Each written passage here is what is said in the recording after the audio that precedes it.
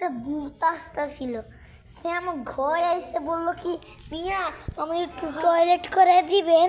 হ্যাঁ, তারপরে আমি একটু টয়লেটে গেলাম, দেখলাম ভূতের বাচ্চা ভূত 10,000 কোটি মানুষ নিয়ে টয়লেট করতেছে, বুঝছেন গাইস?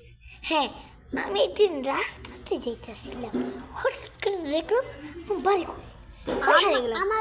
পরে দেখলাম কি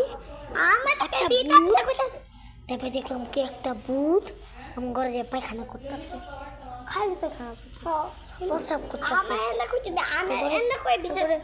তারপরে জানিস কি হয়েছে? জানেন কি হয়েছে? তারপরে ভূত মারেজ করে ফেলেছে আমার মানুষকে, যদি আমার বউরে। তারপরে আমার আর ভালো লাগে না।